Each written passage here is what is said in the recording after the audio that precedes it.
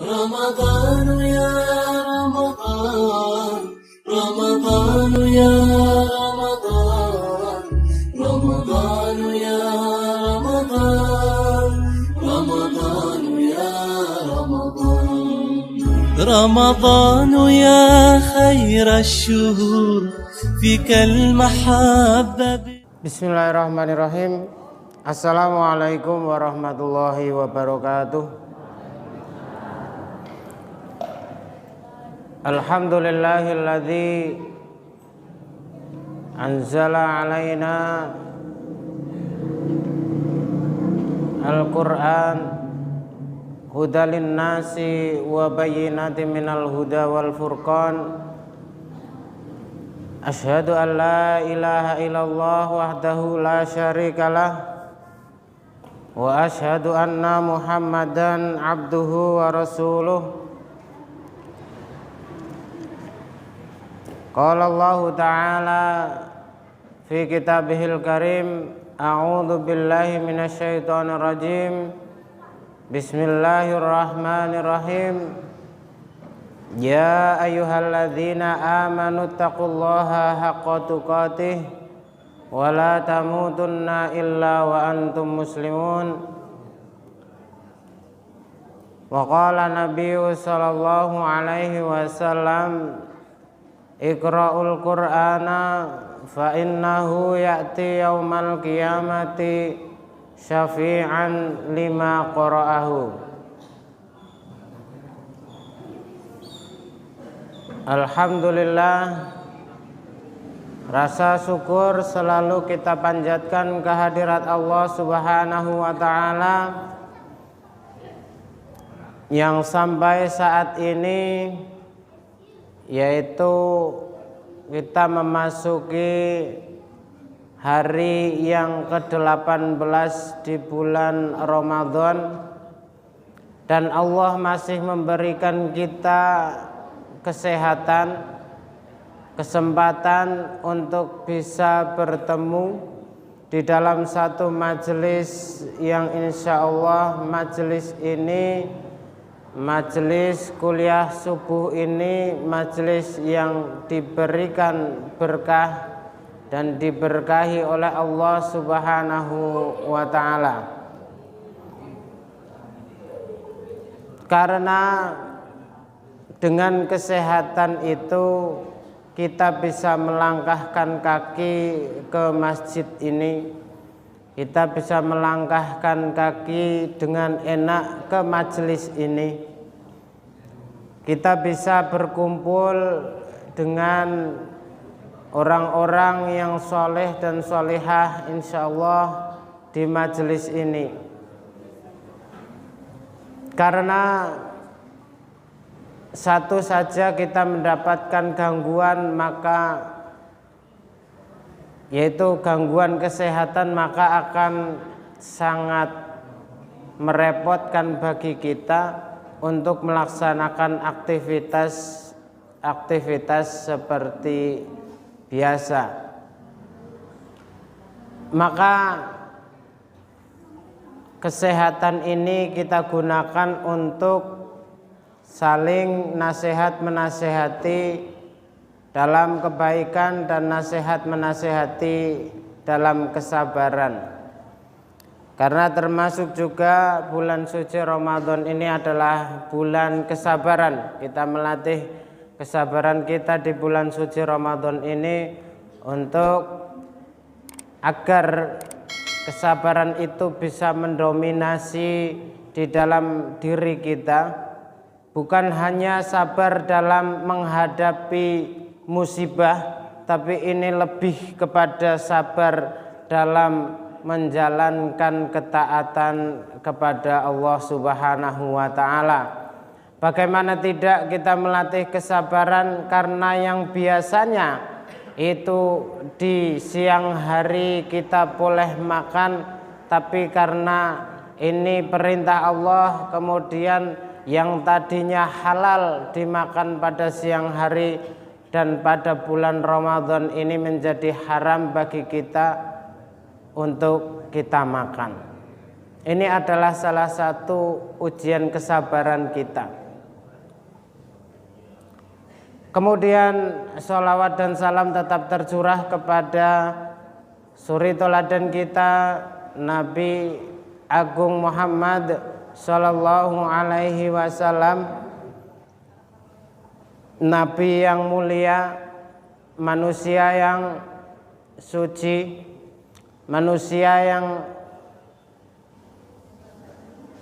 telah diampuni seluruh dosanya oleh Allah Subhanahu wa Ta'ala,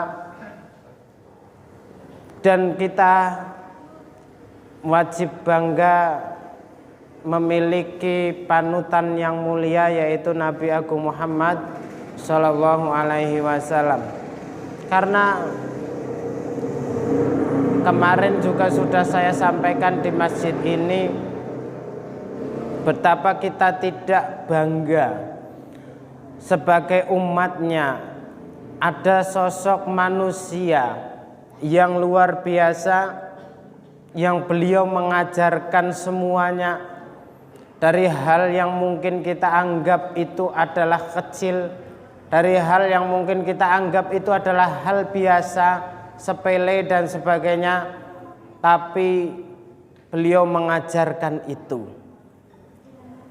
Bukan hanya hal yang kecil, tapi juga sampai pada hal yang besar. Masalah mengurus rumah tangga, mengurus negara, kepemimpinan dan sebagainya. Beliau mengajarkan semuanya.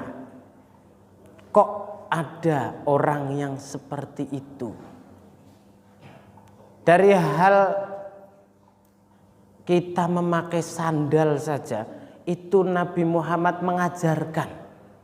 Yang mungkin para ilmuwan dan sebagainya itu enggak terfikir sampai situ. Kalau pakai sandal itu pakailah kanan dulu. Masuk WC kita mungkin ajaran mana yang sampai sedetail itu. Kemudian dengan pakai kaki kiri dulu. Kepemimpinan, mengurus negara dan sebagainya, Nabi Agung Muhammad Sallallahu Alaihi Wasallam mengajarkan. Dan hampir 1500 tahun yang lalu sampai saat ini, apakah ditemukan kesalahan, baik yang diriset ataupun yang orang-orang yang pintar, orang-orang yang hebat, yang luar biasa meriset itu pun akan mengatakan bahwa ini benar. Apa yang diajarkan oleh Nabi Muhammad itu enggak ada yang salah. Harusnya kalau mungkin ada orang yang hebat dan sebagainya, mungkin dalam jangka waktu 100 tahun mungkin sudah ada koreksi karena kesalahan dan sebagainya. Sampai Nabi Agung Muhammad Sallallahu Alaihi Wasallam sampai saat ini, siapa yang mengoreksi beliau kecuali dia mengatakan bahwa ini adalah kebenaran. Maka kita sebagai umatnya harus bangga memiliki Nabi Agung Muhammad Sallallahu Alaihi Wasallam. Bapak Ibu yang dirahmati oleh Allah, saya itu sebenarnya pas waktu di Masjid Istiqomah Gumawang, itu sekitar tanggal 8 puasa atau apa. Tapi Bapak Dr. Hasan Bisri itu kalau hari ini itu beliau tidak bisa karena ada mungkin acara dan sebagainya, sehingga beliau minta tukar. Ya, ini yang ngatur kan majelis tablik, jadi akhirnya yang mungkin bisa ditukar adalah tukar dengan saya. Akhirnya saya mendapat jatah pada hari ini. Semoga tidak mengurangi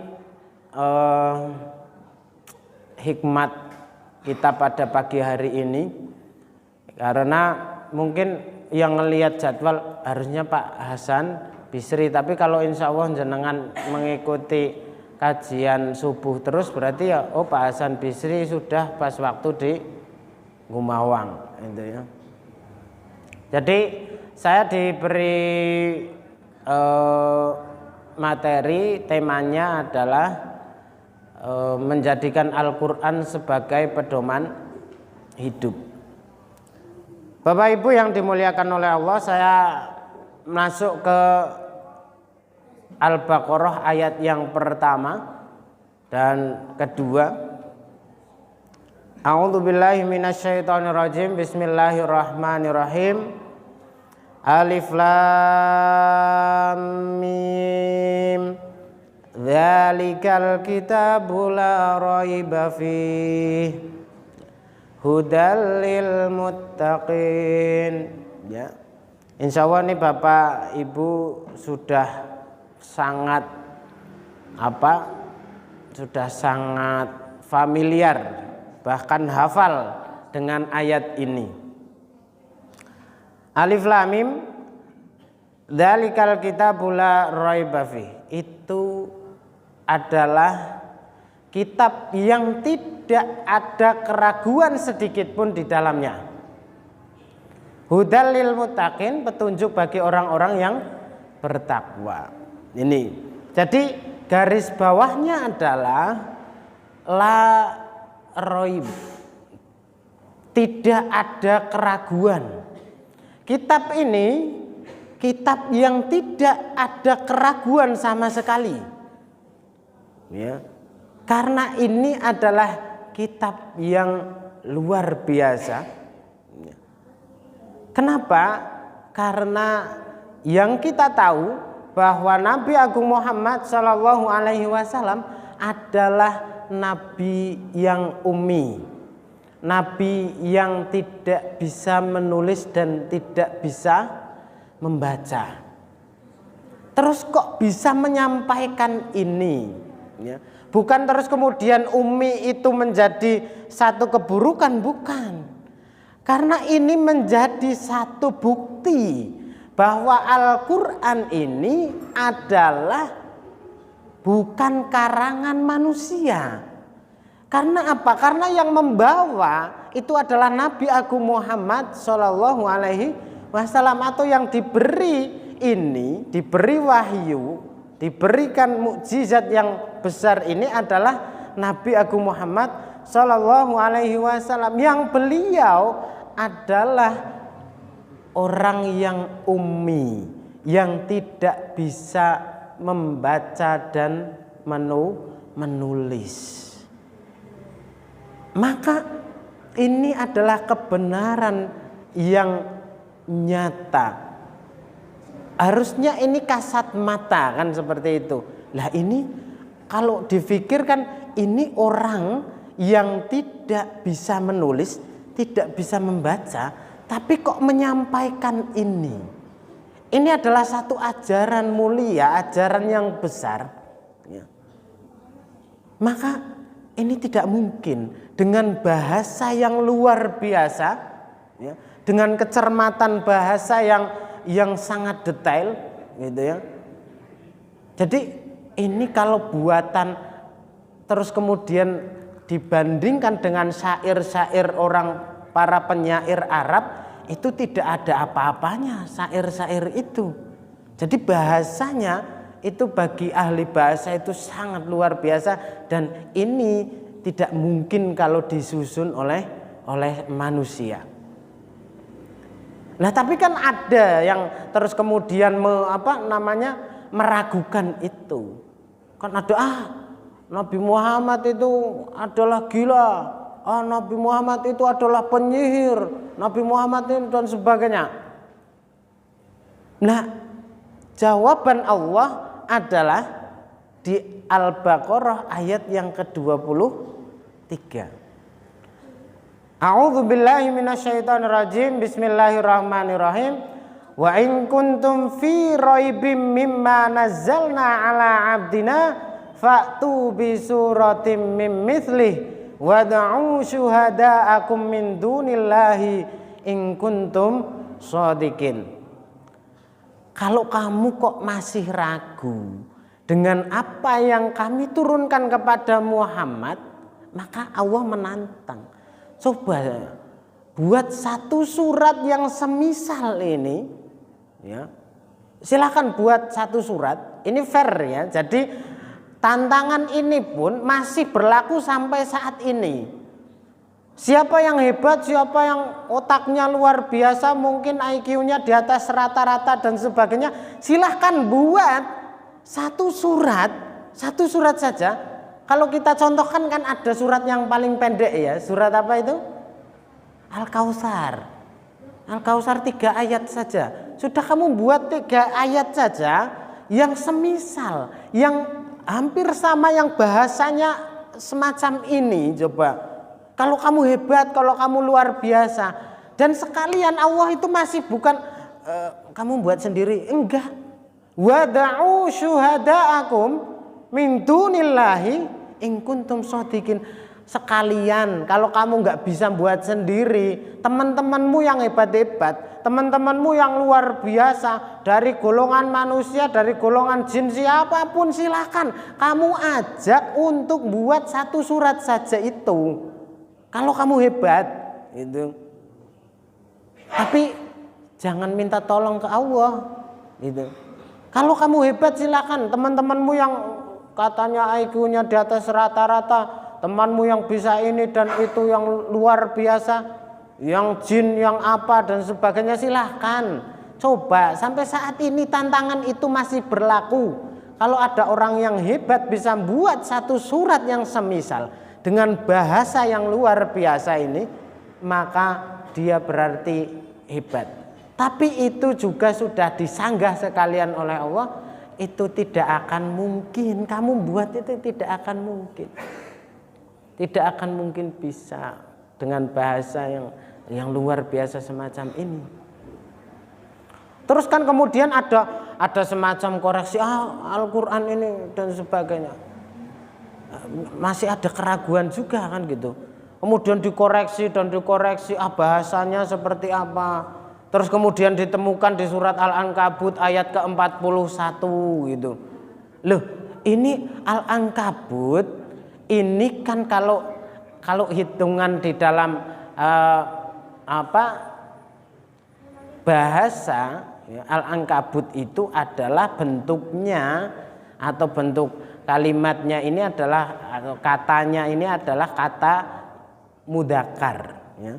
Tapi di sini disebutkan masalul ladzina takhadhu min dunillahi awliya'a kamatsalil ankabuti ittakhadat baita wa inna auhanal buyuti la baital ankabut law kanu ya'lamun ya. Permisalan orang-orang yang mengambil pelindung-pelindung selain Allah itu seperti laba-laba yang ittakhadat baitan. Nah ini kalau secara bahasa itu Al-Ankabut itu adalah bentuknya mudzakkar, tapi di sini ittakhadat pakainya ta'nis. Yang tak ini menunjukkan bahwa ini adalah muannas atau perempuan. Kan ini enggak sama. Ini kan enggak pas ini. Harusnya kalau ini mudzakkar kalau Al-Ankabut ya ittakhodha, bukan ittakhodat. Tapi kenapa ini ittakhodat? Ini salah ini gitu. Dan seperti itu. Ini Al-Quran ada kesalahan gitu secara bahasa. Nah di sini adalah ketika Allah menunjukkan mukjizatnya, meninggalkan satu ta'nis, tapi untuk hal besar. Ya. Karena di sini ternyata setelah diteliti oleh penelitian yang zaman modern itu, bahwa yang bisa membuat sarang laba-laba itu adalah laba-laba perempuan. Laba-laba laki-laki nggak bisa. Ojo laki-laki ya, laba-laba jantan gitu ya. Yang bisa membuat rumah laba-laba itu adalah laba-laba betina. Yang laba-laba jantan tidak bisa membuat rumah. Ini penelitian, ya. Jadi ternyata memberikan tak yang berbentuk perempuan, atau di sini ya, kalau di bahasa itu disebut mu'annas, gitu, perempuan, itu ternyata menunjukkan bahwa yang bisa buat sarang laba-laba itu hanya laba-laba betina, ya. Nah, di sini juga diteruskan untuk sebagai mukjizat diteliti dan sebagainya. Kok kalau rumah tangga seperti rumah tangganya laba-laba itu kok buruk ya? Kenapa ya? Gitu ya. Ternyata di dalam rumah tangga laba-laba itu si perempuan, si betina ini, si laba-laba betina ini, kalau dia sudah melahirkan anaknya, ya, dia melahirkan anaknya, maka yang laba-laba jantan ini dibunuh oleh laba-laba betina, supaya di rumah itu hanya ada laba-laba betina itu saja. Dibunuhlah laba-laba jantan. Ini laba-laba jantan ini membuahi, terus kemudian setelah itu dibunuh seperti itu. Nah, setelah itu anak-anaknya ketika nanti besar, si laba-laba ini, anak-anaknya ini bunuh ibunya. Itu kehidupannya seperti itu. Makanya perumpamaan di dalam Al-Quran ini menjadi satu mukjizat bagi kita. Diteliti dan diteliti, itu akan selalu sesuai dengan zaman. Sampai kapan? Sampai nanti hari kiamat. Itu akan sesuai terus. Al-Quran itu, ya, mau diteliti semacam apapun nanti akan sesuai. Maka jadikanlah Al-Quran ini kita membentengi diri kita dari hal-hal yang mungkin meragukan Al-Quran, sehingga kita kuat dalam memegangi Al-Quran itu sebagai apa? Sebagai pedoman hidup kita. Al-Quran itu tidak ada keraguan bagi kita orang-orang yang beriman, bagi kita orang-orang yang mari menuju kepada ketakwaan dengan cara kita mengikuti perintah-perintah Allah dan menjauhi larangannya. Kemudian kita melaksanakan puasa ini dengan nanti goal menjadi orang-orang yang muttaqin, orang-orang yang bertakwa. Maka kalau pada pagi hari ini kok masih ada yang meragukan Al-Quran, berarti ada kesalahan di dalam dirinya. Insya Allah kita semuanya tidak ada di sini yang meragukan kebenaran dari Al-Quran. Sampai mungkin hal-hal yang ya sensitif bagi perempuan, bagi ibu-ibu seperti itu, bahwa laki-laki boleh menikah 4, itu pun kan ini gimana ya? Saya ngomong ini berat, tapi kok ini Al-Quran gitu ya. Kalau saya menolak kok saya salah gitu ya. Jadi itu pun ada kebaikan-kebaikan. Ibu-ibu yang hadir pada pagi hari ini tentunya ini adalah syariat. Dan syariat ini bukan kemudian semacam apa ya, semacam permainan saja, oh gini ini dan bukan. Ini memang ada syariatnya. Mungkin kadang berat bagi kita. Mungkin kadang kok seperti ini dan sebagainya. Tapi yakinlah ibu-ibu yang dimuliakan oleh Allah bahwa ini syariat dari Allah tentu akan mendatangkan kebaikan. Dan juga saya kira bapak-bapak yang ada di sini yo jarang nek sing ana sing wani. Sapa sing wani iki? Papat. Monggo daftar kalih kula. Papat lho, papat. Ya. Ibu-ibu paling ngomong monggo nyacak ngono kuwi. Nyacak coba wis siji bae entek nyacak papat kaya apa? Hebat ora?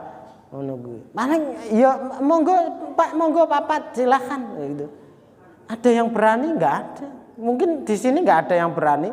Paling kalau saya sampamane berani pun, aja ngaji karo Pak Abdul ke bojone loro ngono. Iya. Wah, repot engko malah ketularan kan ngono kuwi, bojone kita ketularan dan sebagainya.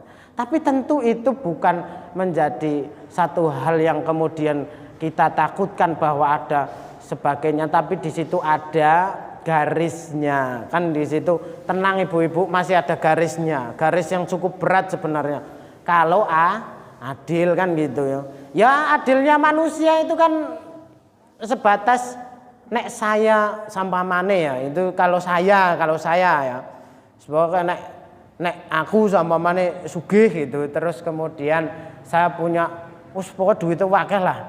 Akhirnya saya nikah 1, terus tambah lagi jadi 2, terus tambah lagi jadi 3, terus saya maksimalkan 4 gitu kan. Itu contoh saja ibu-ibu. Insyaallah tenang. Yo nek didongake yo aku yo rada nerdek barang jane nek didongake tenanan iki terkabul ngono piye. Jadi gini, 4 sampamane adil menurut wong lanang ki kan paling ngatur jadwal kan gitu. Dina iki kan dina ana 7 sampamane. 7 bagi 4 02 ya 03 Dek, 03 kan. Berarti iki iso let siji kan ngono kuwi kan. Iso let lah maksudnya. Oh sesuk ngene terus sesuk kosong. Nah, berarti kan gawe umahe 4 ya kan, umahe gawe 4 terus mobilnya siji-siji ngono kuwi. Kan wong aku sugih kan. Ya sugih, mobilnya siji-siji, tokone tak gaweke siji-siji ngono kuwi. Ya kan. Yo kan modelnya ngono kuwi. Kan adile kan model ngono kan? Iya kan? Adile terus kemudian dibagi hari 1 2 3 4, kita let siji masuk iki. Yo paling mungkin akan berpikiran adil itu yo model ngono kuwi. Tapi kan kita nggak tahu bahwa yang semacam apa yang adil itu nanti ora terus kemudian kok koyo enak ning donya ngono terus kemudian ning akhirat ngono ora di pertanggungjawabkan gitu. Jenengan istrine papat yo Pak Abdul. Iya gitu. Bojo sing siji piye kondisine? Wah mbuh iki ora paham ngono kuwi ya wis pokoke tak kei ngene duit dan sebagainya rampung gitu. Ya kan oh ternyata Pak iku loro ati, Pak. Sampean kuwi dolim ki berarti. Kan ngono ning akhirat kan ngono tok kan hitungane kan. Ya dolim terus ini ternyata minta ini dan sebagainya nanti urung nek us duwe anak dan sebagainya us luar biasa. Harus adil itu. Adil itu enggak terus kemudian gampang semacam itu ya paling adil menurut kita ya pembagian uang kalau kita uangnya banyak kan seperti itu bulanan dan sebagainya terus kemudian kita bersama berapa hari ya paling semacam itu adilnya. Kalau Nabi Agung Muhammad itu beda dengan kita. Beliau itu langsung dibimbing oleh Allah Subhanahu wa taala, tapi yang perlu digarisbawahi bahwa apapun yang ada di dalam Al-Qur'an itu mengandung kebenaran. Jangan jenengan ragukan itu. Walaupun mungkin itu kadang berat bagi kita. Karena tidak semua syariat itu terus kemudian mudah bagi kita untuk dijalankan, itu tidak. Wong di dalam Al-Qur'an saja kan disebutkan ya, kadang sesuatu yang kamu sukai itu ternyata tidak baik untuk kamu dan kadang sesuatu yang kamu benci ternyata itu adalah baik buat kamu. Jadi kebaikan itu bukan menurut kita, tapi kebaikan itu adalah menurut Al-Qur'an itu. Kan kita nggak terus kemudian gampangannya kita masuk di sekolahan, kita daftar di sekolahan. Kalau kamu di sekolahan pengen sukses, pengen nilainya bagus, pengen ini dan sebagainya, kamu harus 1 punya buku, kamu yang kedua harus belajar, kemudian yang ketiga kamu harus les umpamanya gitu, terus kemudian kamu harus menaati perintah guru dan sebagainya. Aturannya semacam itu. Tapi terus kemudian kita kayak enggak aku anu aja, bolos aja lah. Saya nggak usah Pak bawa buku lah, ngapain bawa buku gitu. Loh kalau itu tidak dilakukan, terus kemudian kamu mengharap kamu sukses, itu nggak akan mungkin. Sebagaimana bahwa Al-Quran itu adalah menjadi aturan bagi kita semuanya, terus kemudian kita ngomong kita pengen masuk surga, tapi nggak ikut aturan Al-Quran, ya nggak mungkin, kan seperti itu. Jadi kalau kita mau menjadikan Al-Quran ini pedoman, ya yakini dulu bahwa Al-Quran ini memang benar, tidak ada keraguan sedikit pun, dan Al-Quran ini adalah kebenaran. Makanya Bapak Ibu yang dimuliakan oleh Allah, saya senang ketika berbicara tentang Al-Quran ini karena sangat luas. Ini buku setebal ini pun ini hanya membahas tentang kata per kata di dalam Al-Quran semacam ini. Terus kemudian kan belum ulumul Quran, belum tafsirnya semacam itu. Terus kita harus belajar kuat bahasanya agar kita tidak hanya membaca saja. Bapak Ibu yang dimuliakan oleh Allah, maka apabila kita yakin itu Al-Quran menjadi pedoman bagi kita semua, maka kita lihat sekarang ke ayat 59 Quran surat An-Nisa. Ya. A'udzubillahi minasyaitonirrajim. Bismillahirrahmanirrahim. Ya ayyuhalladzina amanu athi'ullaha wa athi'ur rasul wa ulil amri minkum fa in tanaza'tum fi syai'in farudduhu ilallahi wa rasuli. Ya. Wahai orang-orang yang beriman, ya, taatlah kamu kepada Allah dan taatlah kamu kepada Rasul dan pemimpin-pemimpin kalian. Dan jika kalian ada satu hal yang perselisihan, ya, ada perselisihan pada diri kalian, maka apa? Kembalikanlah kepada Allah, yaitu kepada Al-Quran dan juga kepada Rasul. Kalau di Al-Quran tidak ada, maka tentu di hadis itu pasti ada. Karena Allah menurunkan Al-Quran itu, pengejawantahannya adalah Nabi Agung Muhammad Shallallahu Alaihi Wasallam.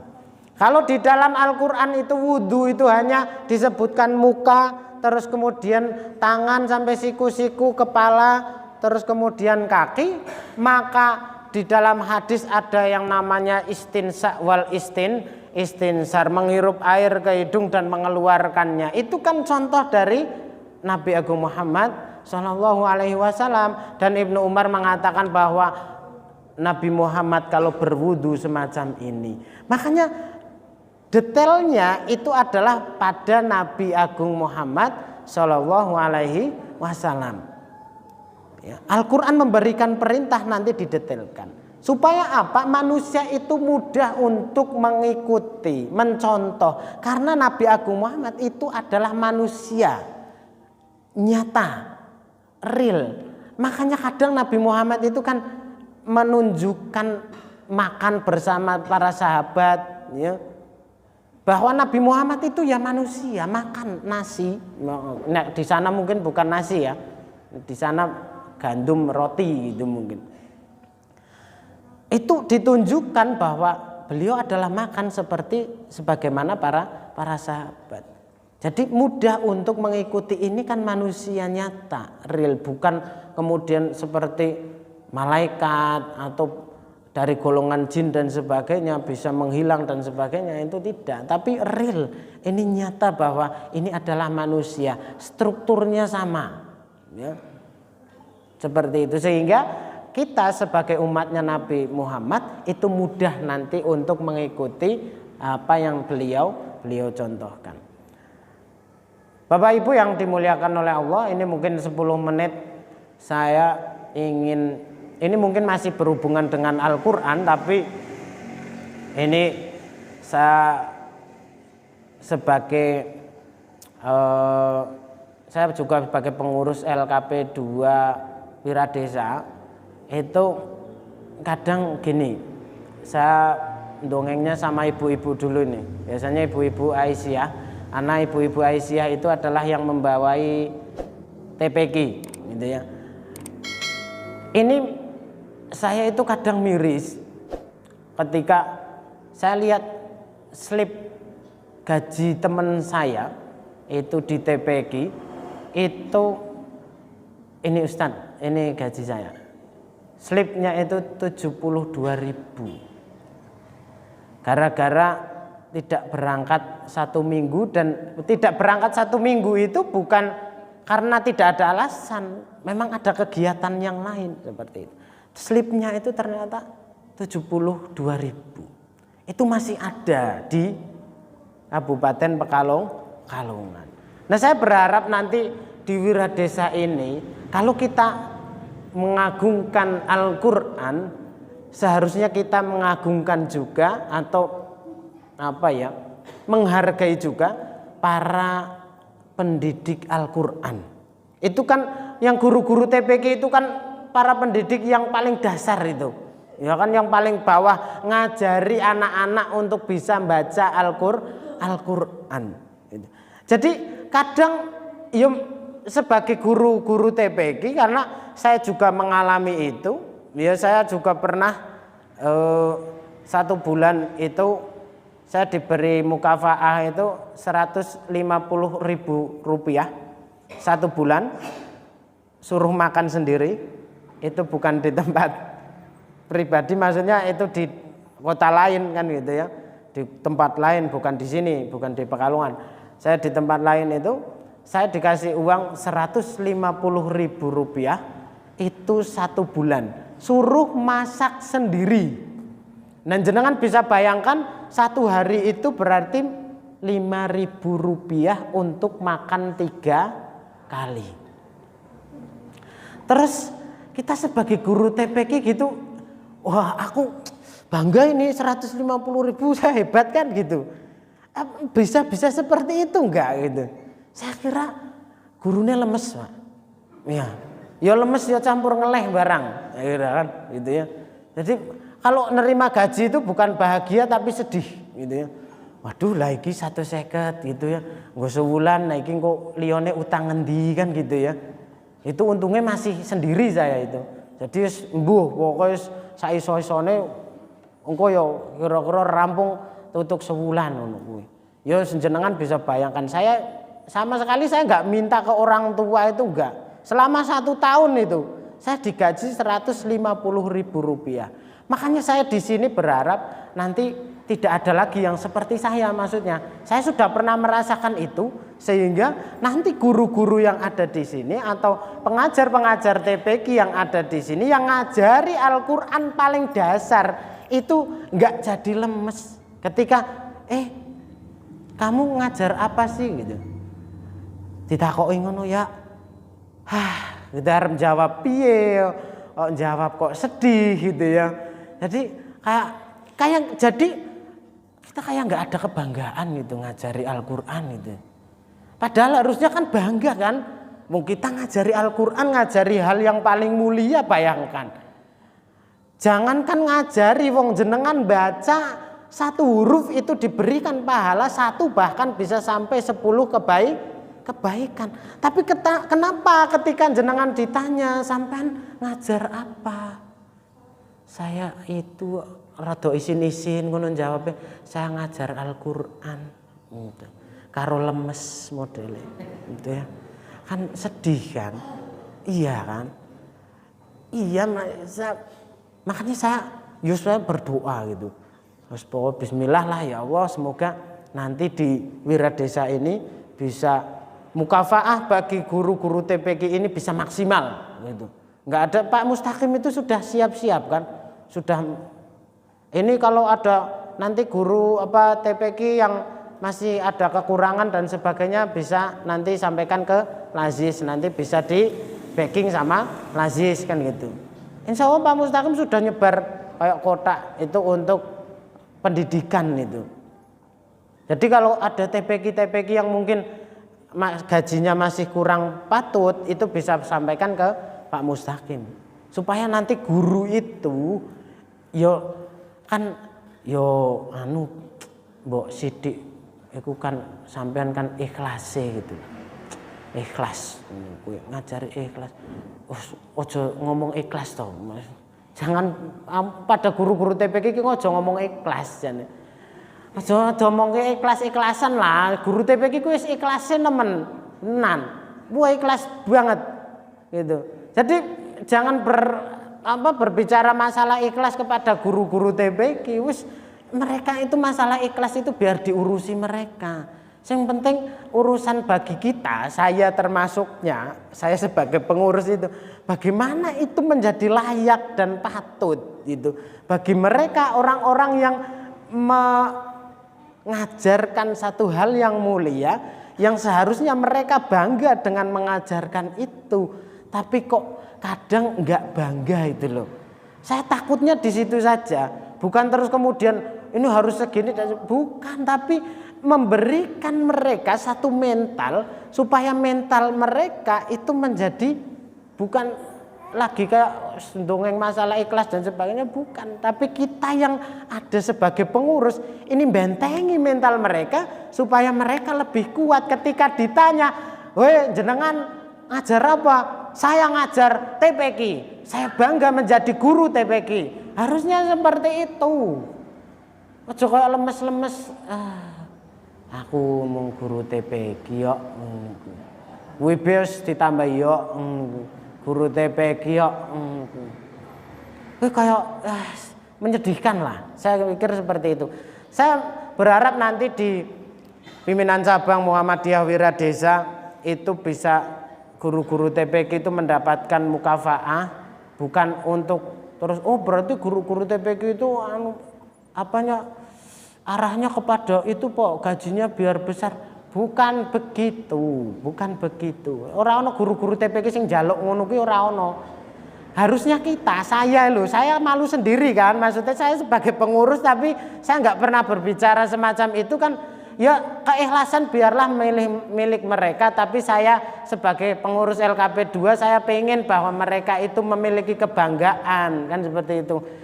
Sithik ikhlas itu kan bagus, tapi nek akeh tambah ikhlas itu kan luweh apik kan gitu kan.